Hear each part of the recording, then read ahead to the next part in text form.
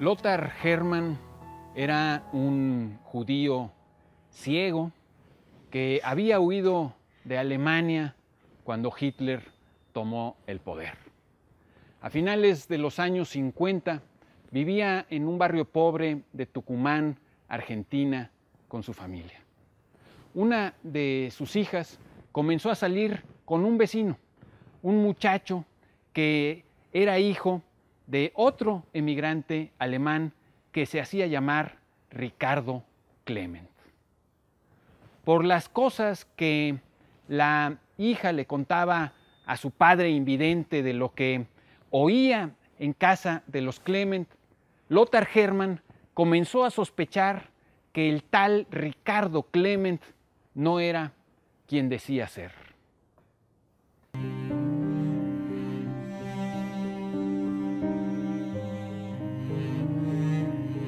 Lothar le pidió a su hija que le formulara algunas preguntas al señor Klement y por las respuestas que obtuvo se convenció de que Ricardo Klement estaba ocultando su verdadera personalidad y de que muy posiblemente Klement no era otro que Adolf Eichmann, un alto oficial nazi que había tenido a su cargo la deportación de millones de judíos a los campos de concentración en Polonia.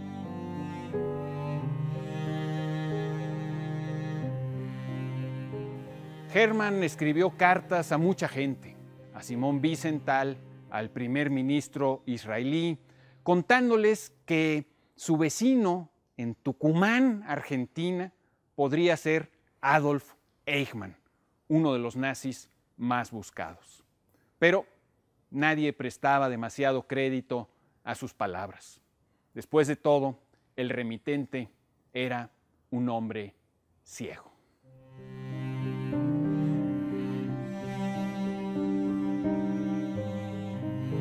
Además, nadie se imaginaba que quien había sido un alto oficial nazi pudiera estar viviendo ahora en una casa muy modesta, en un barrio obrero, con piso de tierra y sin luz eléctrica, y que todos los días se levantara temprano para tomar el camión e ir a trabajar.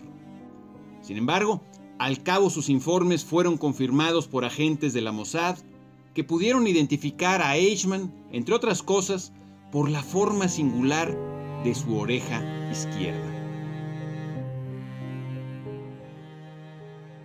En una operación ilegal de la que las autoridades argentinas no tenían ni la más remota idea, los agentes secretos israelíes secuestraron al supuesto Ricardo Klement, quien muy pronto les confesó ser Adolf Eichmann y les proporcionó su número de las SS.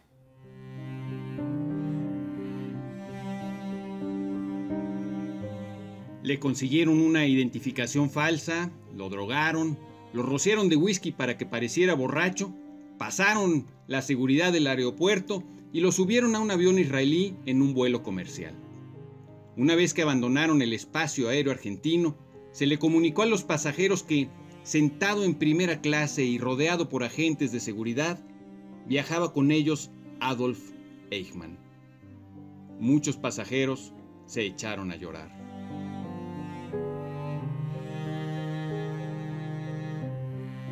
Eichmann fue juzgado en 1961 como uno de los responsables directos de la llamada solución final. La filósofa Hannah Arendt quiso presenciar el juicio para intentar comprender cómo era la mentalidad de un genocida. Pero al cabo descubrió algo que no esperaba encontrarse. Ese genocida no parecía ser un individuo especialmente cruel. Ni siquiera se trataba de un antisemita fanático. Eichmann era simplemente un burócrata, un hombre insustancial, incapaz de ver más allá de sus narices y de sus intereses personales directos. En suma, Eichmann era un sujeto sin imaginación.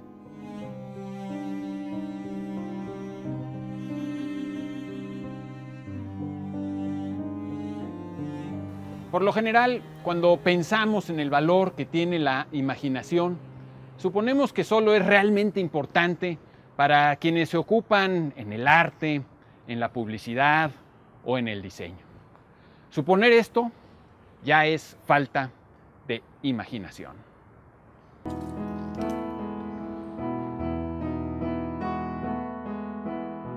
Basta con que pensemos un poco más allá para percatarnos de que la imaginación es necesaria para hacer posible todo lo que no existe, pero debería existir. Donde hay pobreza, la imaginación puede guiarnos para que haya riqueza. Donde hay injusticia, fealdad, tristeza, la imaginación puede guiarnos para que haya justicia, belleza y felicidad. Y donde hay negligencia, indolencia, crueldad, la imaginación puede ayudarnos para que haya cuidado, empatía y humanidad.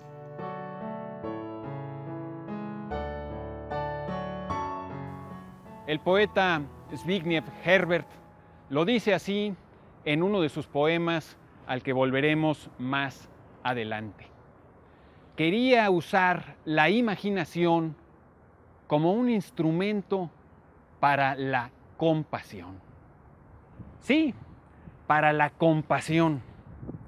Esa es la imaginación de la que carecía Adolf Eichmann y de la que en grados distintos también carecemos nosotros. Imaginación para sentir lo que sienten los demás, para ver el daño que hacemos por acción o por omisión a personas que solo podemos ver con ojos mentales.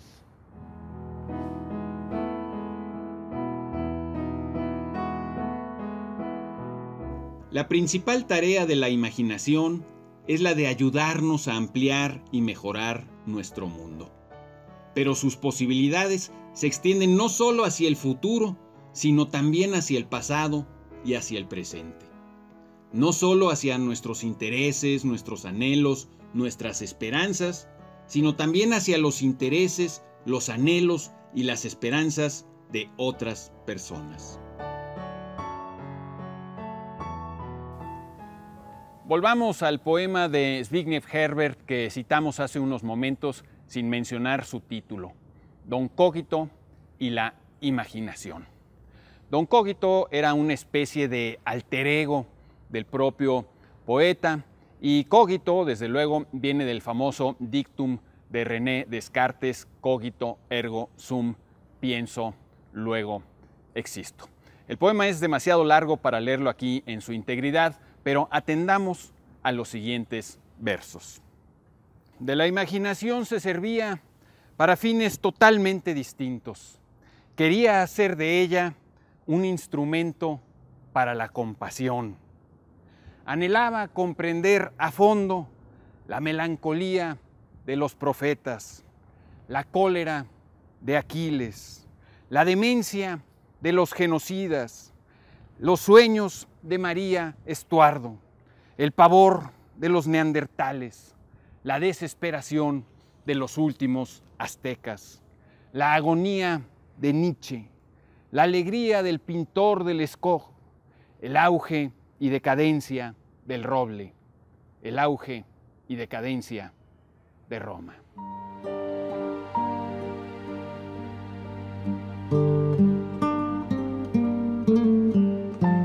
Zbigniew Herbert nació en una pequeña ciudad que los romanos conocían como Leópolis y que había sido dominada por Polonia, por Austro-Hungría, por Rusia, por Ucrania, y que en 1924, año del nacimiento del poeta, pertenecía una vez más a Polonia y se llamaba Lwów, L-W-O-W.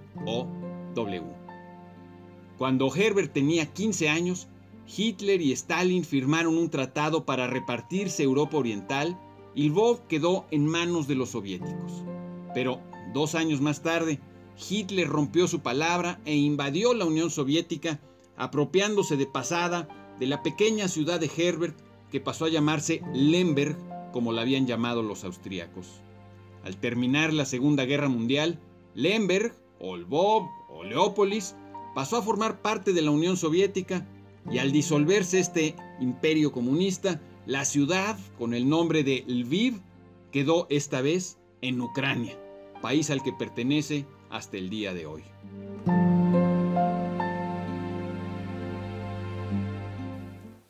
Toda esta complicación respecto a qué nación ha pertenecido la pequeña ciudad en la que nació el poeta polaco de origen inglés, Zbigniew Herbert, nos habla ya de lo complejas y disputadas que han sido las fronteras en muchas partes de Europa.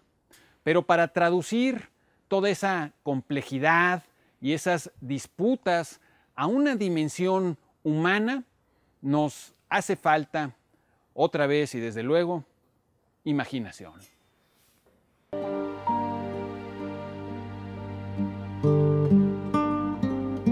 Como diría Zbigniew Herbert, hay que usar la imaginación para fines totalmente distintos para los que suele usarse.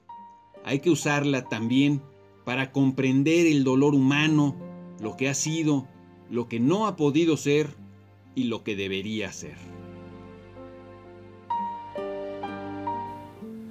La falta de imaginación puede costar vidas, prosperidad, alegrías, incluso amor. La vida verdaderamente civilizada exige el ejercicio constante de la imaginación.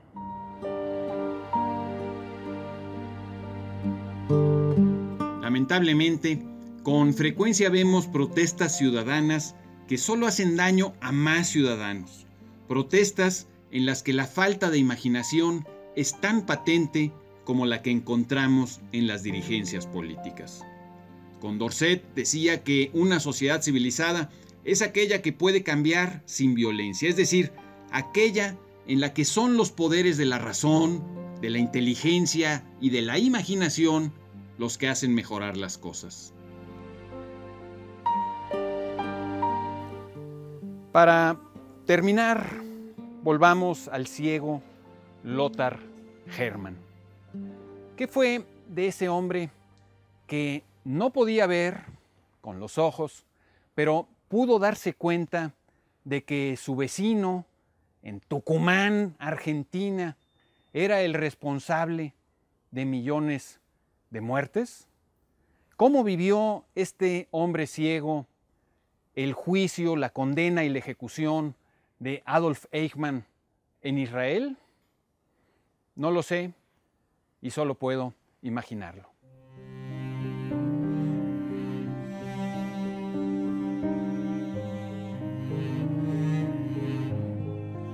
El abogado defensor de Eichmann basó su defensa en algo real, pero no necesariamente exculpatorio. Eichmann no era un hombre completamente malvado, pues también era un buen padre de familia. Como oficial al servicio del nacionalsocialismo, solo había cumplido las órdenes que le daban. No era más que un engrane de un mecanismo superior que él no había diseñado y no podía controlar.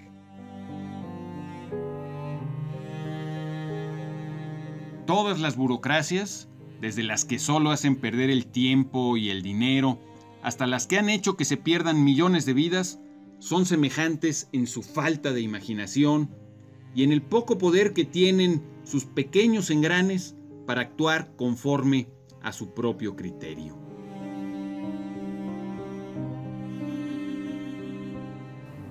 Pero nosotros, como ciudadanos, no podemos darnos el lujo de no pensar en muchas cosas solo porque no las vemos, solo porque no están frente a nuestras narices. Para decirlo con las palabras paradójicas del poeta Alberto Blanco, el ser humano es mitad luz, mitad sombra, mitad imaginación. Sin esa mitad de imaginación, quedamos a merced de mecanismos perversos y de nuestra mitad sombría.